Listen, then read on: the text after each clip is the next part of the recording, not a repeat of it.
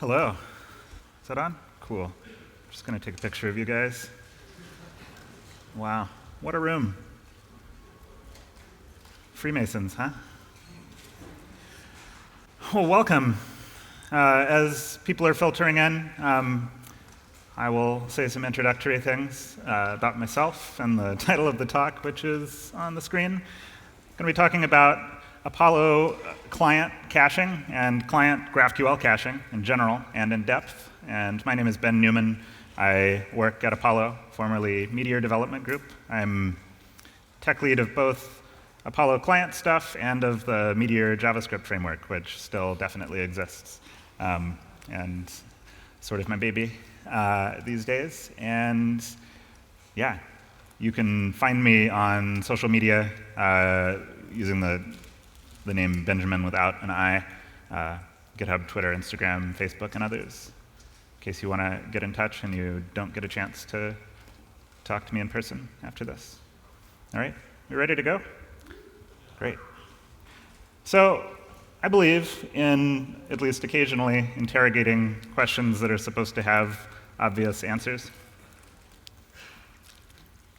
So I think for this talk, as an overarching theme, I want to raise and then resoundingly answer the question, why is it so important to even have a GraphQL client? After all, you still get actually quite a lot of the benefit of GraphQL if all you're doing is sending raw HTTP post requests to a GraphQL server. You can use the curl command line tool, not quite as pretty as client.query, but you get back JSON data just the same. You can also use the W3, I never know how to pronounce that, the fetch API that's now standard in most browsers.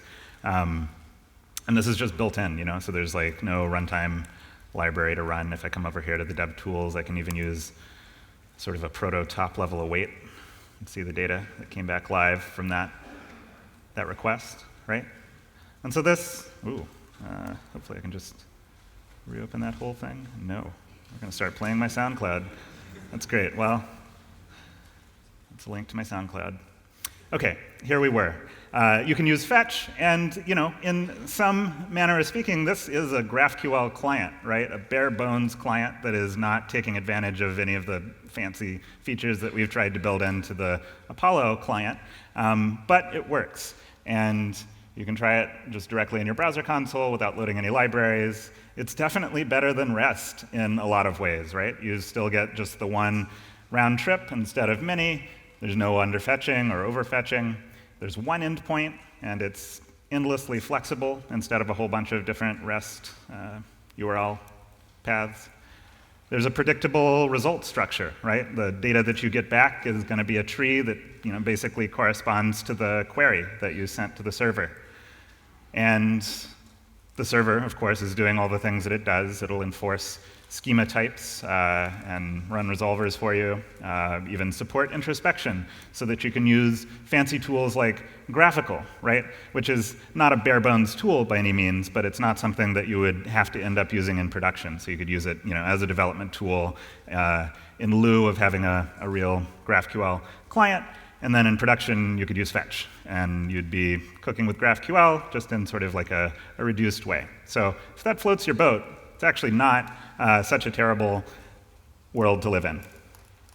But definitely worse than REST, if you're not using some sort of GraphQL client, is this one really big issue, which is that GraphQL HTTP responses, since the requests are typically post requests and not GET requests, so there's like a post body instead of query parameters, they can't really be usefully cached in any granular way by the browser, at least not by generic HTTP caching.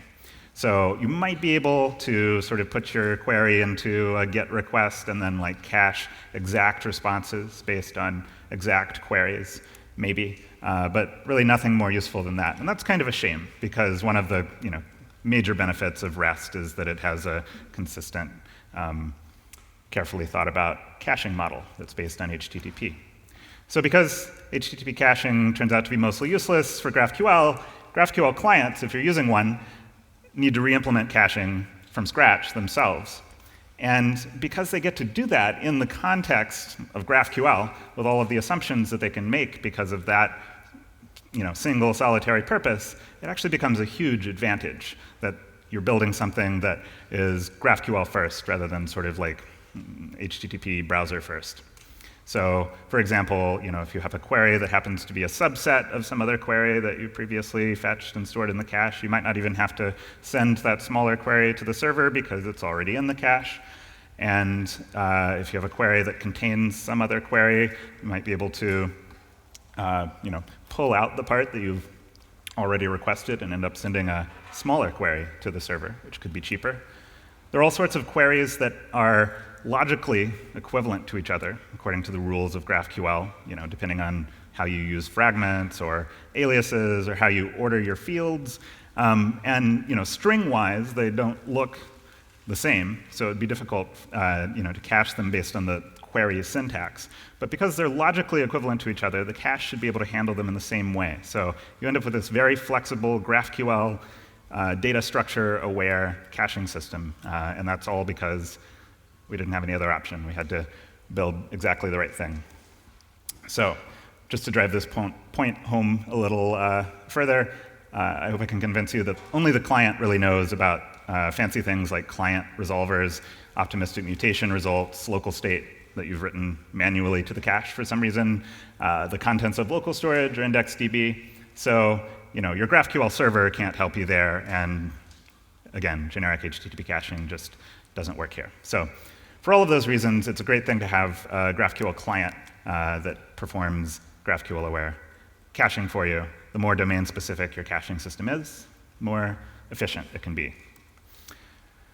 So, although there is an investment of engineering effort and education and understanding in picking up a tool like the Apollo client, we do that in order to tame the complexity of all of our existing data sources.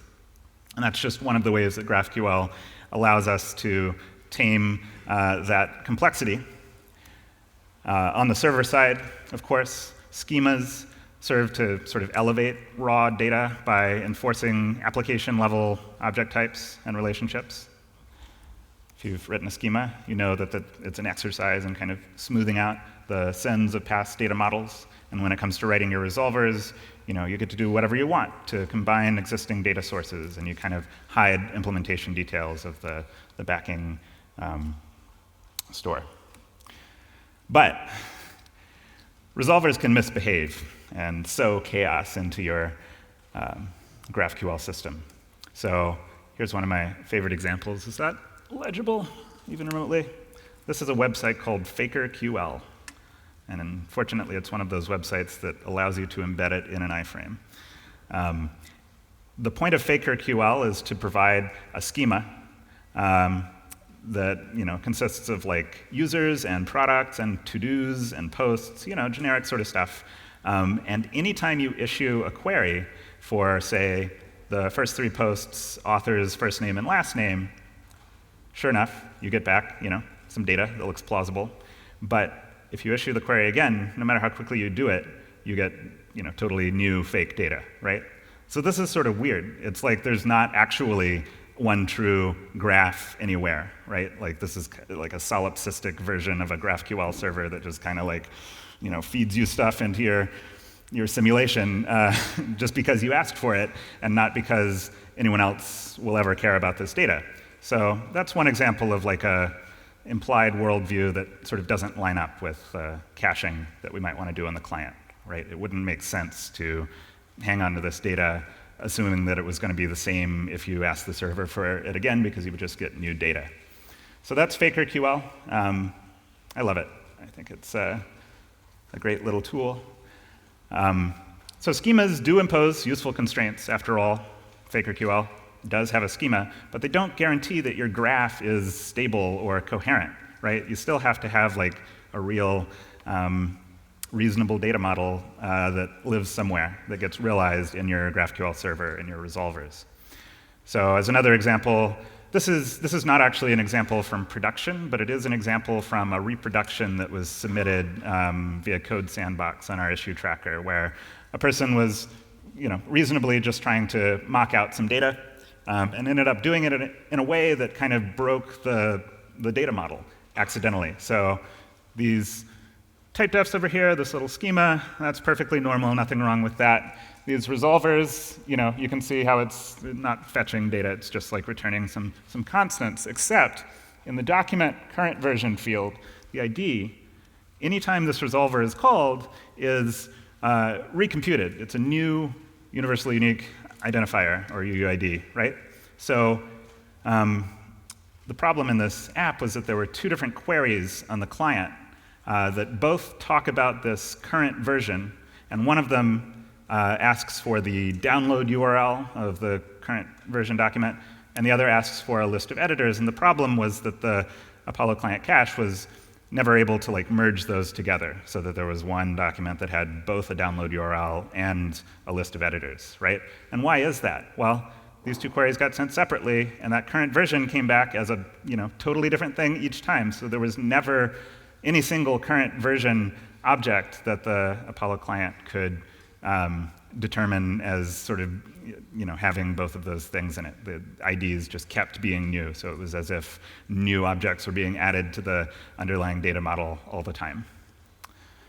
So, if you go a little too light on the mocking in terms of imagining a real graph, then you can end up in situations like this where the client misbehaves because it's making some assumptions about the stability of your data graph.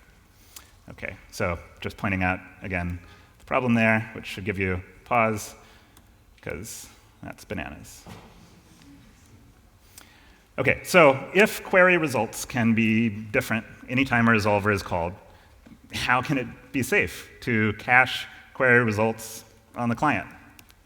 If you knew that your GraphQL endpoint behaved, or more to the point, might behave like FakerQL, for example, how could you justify caching anything? So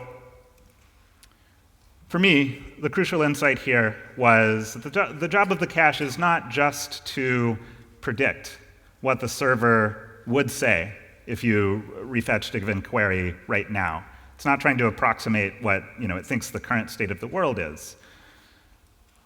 Instead, the cache is sitting there receiving these little partial query tree structures as it receives results from the queries that it sent to the server, and it has to kind of ingest those and build its own mirror of your data graph as far as it understands it based on the results that it's received.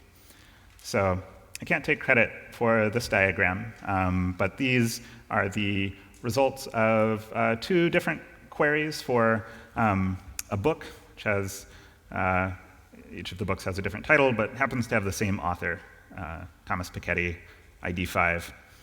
And Daivat Pandya is a former summer intern at Apollo who wrote a great blog post that's linked on this slide, all about how to visualize GraphQL a couple of summers ago. So what's happening here is that the results come in, and that author appears in two different branches of two different result trees. But because the cache understands that IDs are uniquely identifying, it's able to extract that author and sort of hoist it up to the top level of the cache. And this process of having sort of a flat list of all of the uniquely identified domain objects is called normalization. And it's one of the things that, it allows logically related, structurally similar queries to mutually benefit from the cache, even if some of them were never actually sent to the server. It also allows, because the data model has sort of been simplified and flattened, it makes it a little bit easier for the cache to take in new data and use that to update any sort of queries that you might be watching to show you the latest version. Right. Okay, so this is different from other data management solutions that are often used in the client. For example, Redux, which sort of allows you to store arbitrary data, which can be a good thing. But if you wanted to do this sort of normalization to speed up live updates or handle data that had cycles in it, then you would have to do that normalization by hand. You'd have to maintain this flat list of uniquely identified objects by hand in Redux. I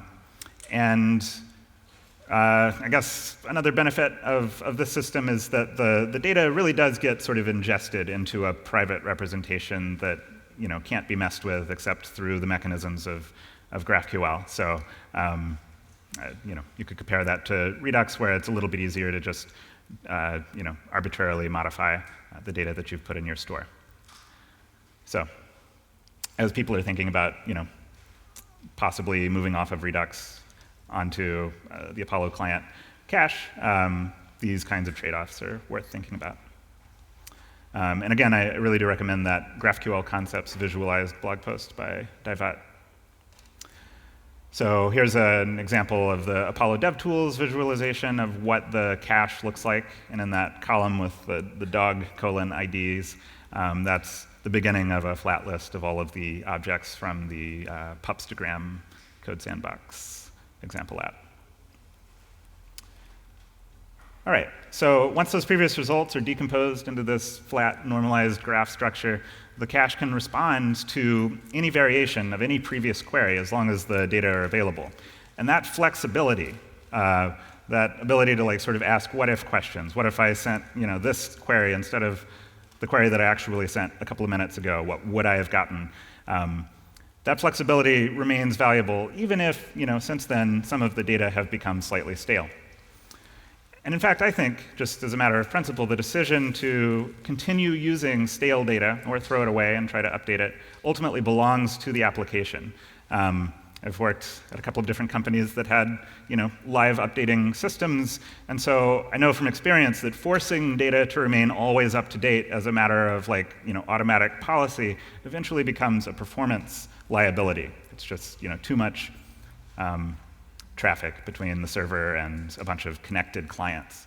So solutions to staleness need to prioritize data that matter the most to the user, because you're not going to be able to force everything to stay up to date all the time.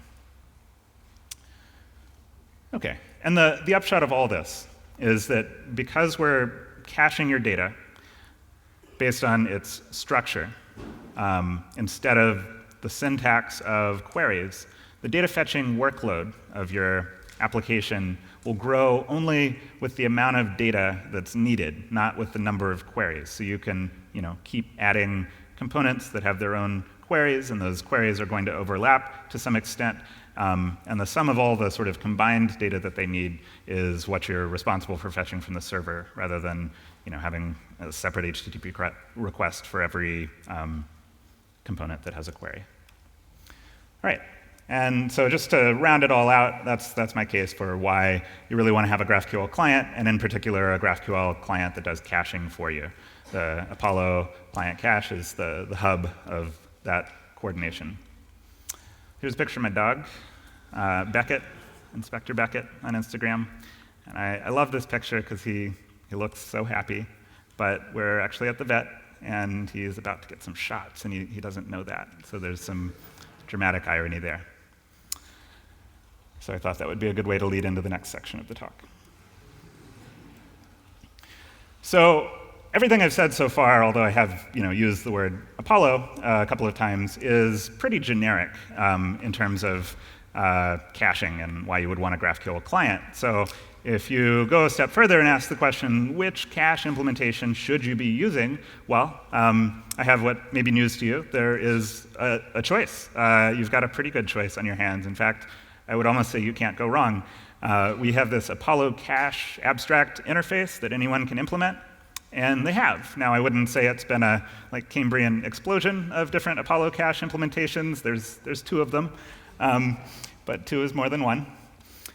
And as you ask yourself this question, of course you want to consider, what aspects of performance really matter to you.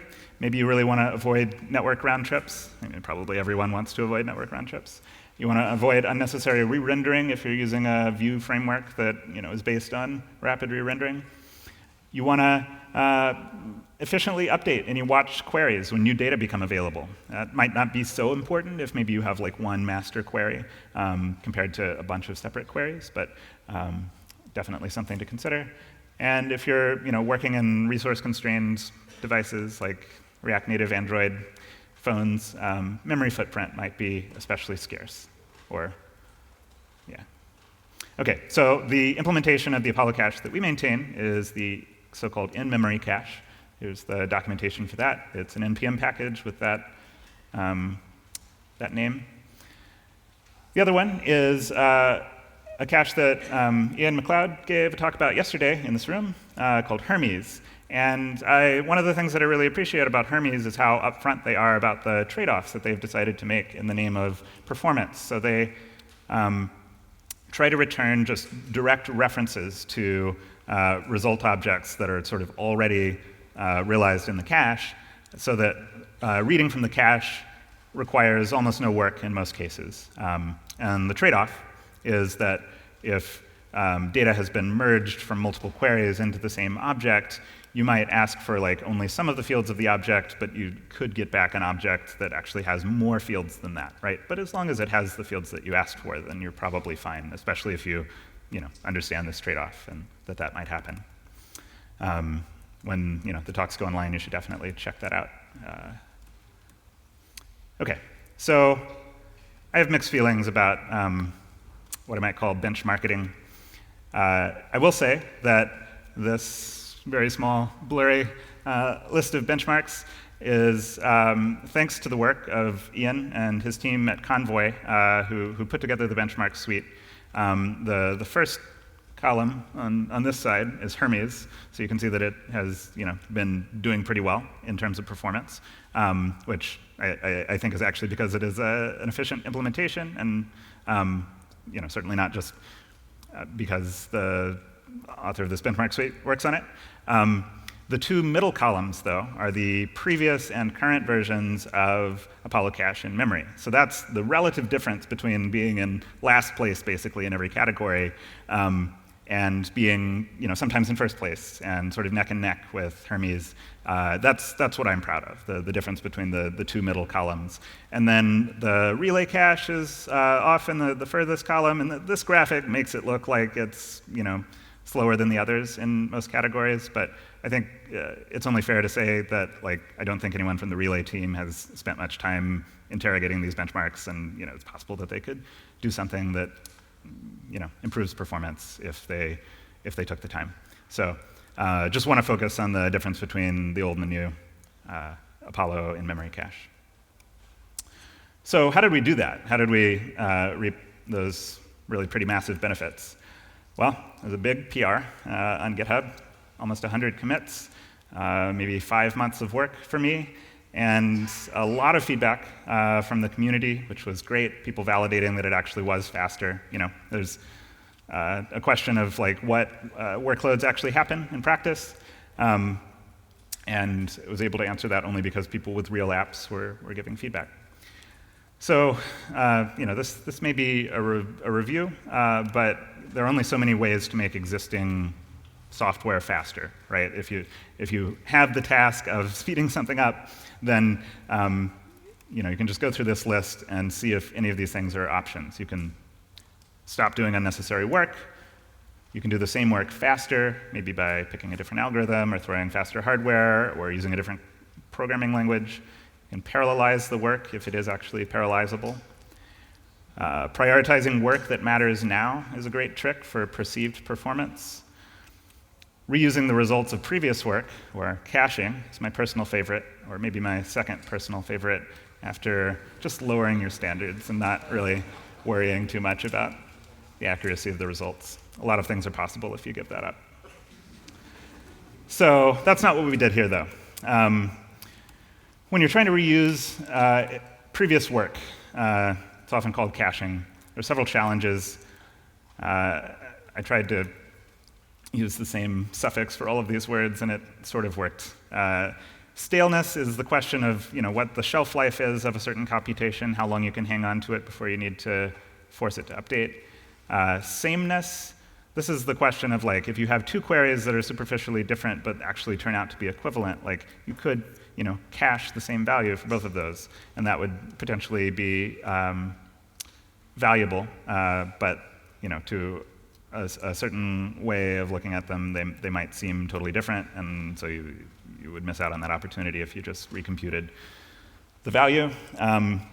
What I'm calling creepiness is this phenomenon where you've cached a value, and okay, you found out it's stale, that's great, but it's already kind of seeped its way into the rest of your application, right? And so if you don't have a plan for sort of refreshing all of that, then you may end up only refreshing the one thing, but still living with the consequences of the stale data elsewhere.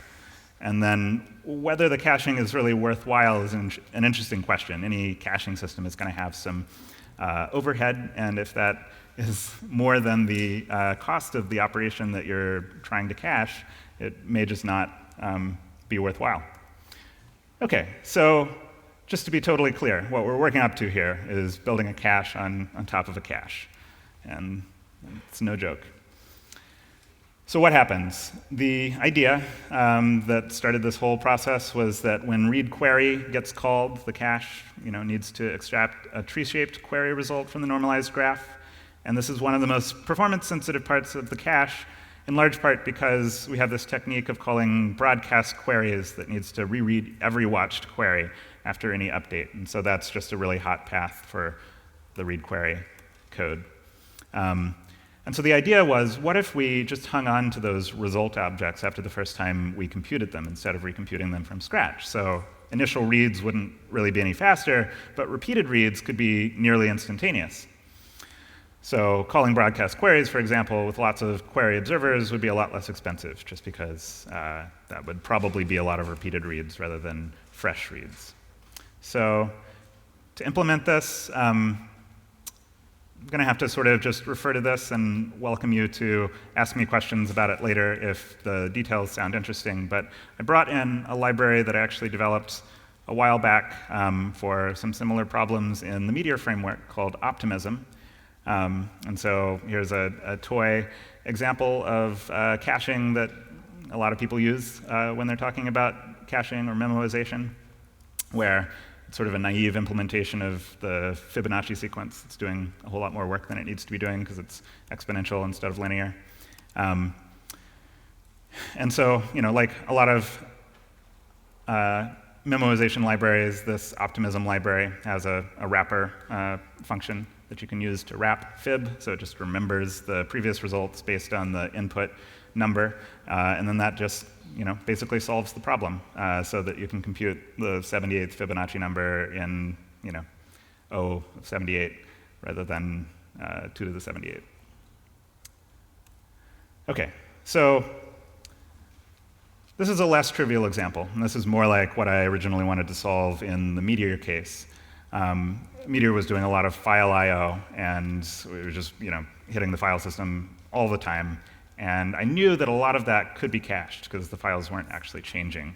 But it seems dicey to try to take a function like this that's trying to compute a hash from the path of a directory by sort of recursively computing the hash of all the files and directories inside of it, and just store that hash result based on the path, right? The path doesn't tell you anything about the contents of the files, right? So just try to think about what it would take to safely hold on to a previously computed value. My sketch of how this would work is that for each of these functions, like read directory and hash file and hash directory, and even isFile and isDirectory, you would need to have some strategy for finding out when the results of those functions were likely to have changed or might have changed. And if you knew that, if you had a way of getting informed when your data had become stale, then you could safely hang on to the original data because you wouldn't just be blind to future changes. So wrapping the outer function with optimism is not nearly enough. That's a little bit like trying to draw the cartoon character the tick by starting with an oval, putting a line through it, and then drawing the tick, holding the oval. This slide, if you look at the slides afterwards, sort of explains the whole optimism API. So not only can you wrap a function, which gives you nice memoization based on the input arguments automatically, but you can set a limit on how many cached values there are. You can define a function that sort of transforms or reduces the dimensionality of the inputs. This make cache key function, it just needs to return something that can be stored as a key in a map. And then there's a subscribe function that I came up with a couple of years ago, but now seems pretty reminiscent of like the use effect hook that React has introduced, in that it returns an unsubscribed function. And whenever the file change notification for this particular function or whatever it is happens, you call the dirty method of the cached function with the same arguments, and it figures out what the sort of parents were in the dependency tree and reports the fact that that value may now be dirty. So the parents themselves may get recomputed the next time you call those functions. So it's a pretty neat system, pretty small API, and has had a big impact in more than one project now. So this is just an example of how you would set up all of those subscriber functions that we don't really have time for. OK, so how does this apply to apollo-cache-inmemory? Well, the most interesting thing about this is that we have this concept of a normalized cache, this abstract interface, and there's now an implementation called the depth tracking cache. And it's TypeScript, so some type dance. In the constructor, we create this sort of dummy wrapped function that doesn't actually do any expensive work, but it exists to help register dependencies on certain IDs in the cache, so that when we interact with this depth tracking cache by calling the get method, we depend on an ID. When we call the set method, if the value is different, we dirty that ID. And similarly with delete, we dirty the ID after deleting the object from the cache. And the great thing is that nothing changes in this depth tracking cache without these methods being called. So this turns out to be an extremely convenient bottleneck for the dependency tracking that we need to do. And so when it comes to reading from the cache, this example sort of demonstrates that we took a method that we implemented in an uncached way and wrapped it with optimism, and then went to some trouble to come up with a fairly sophisticated make cache key function that sort of simplifies this mess of inputs into just the few things that uniquely identify the value that we're trying to hang on to. In this case, the store, the query object, the selection set, which is contained by the query object, the variables, and the ID of the object that we're applying this selection set to. And so what that gives you is you may have changed some of your data, but when you read from the cache, you're going to get back a tree of result objects, many of which will be triple equals identical to objects that were previously returned. So if you're passing that data down into React components, say, you may be able to take advantage of the fact that not only has the data not changed, but the literal objects that compose the data haven't changed, and you can just avoid rendering very cheaply. So I'm not going to talk about these internal optimizations, it's sort of inside baseball, and we're already out of time. But two things that you should keep in mind as you use this apollo-cache-inmemory package. You should take advantage of triple equals equality. If you're using React, then the pure component class or the new React memo combinator can help. And I would recommend not modifying result objects from the cache, but if you do, you should write them back immediately so that other consumers of the cache don't see your temporary modifications. The other thing is try to not use an unbounded number of query documents. Don't reparse a query string repeatedly, because some of the optimizations rely on one-time preprocessing of the query documents. So those are the two main recommendations. It's been interesting to see how many people were doing things like this that I didn't expect, and to decide what counts as a bug and what counts as something where user behavior should change. So what are the future plans here? Stability is really the big one. This is a huge change, right? 100 or so commits in one PR, and I'm promising we're not going to make any more huge changes until the dust has completely settled. So, I would really appreciate your help in updating in-memory cache to the latest versions. Yeah, broadcasting queries needs some more work. There's a whole host of features around invalidation and garbage collection and deletion that I could give another whole talk about. And it seems like now that I've used it for two fairly serious projects, it's time to actually write some documentation for that optimism library. So with that, thank you for indulging me the extra time. And I don't know, follow my dog on Instagram if you feel like it.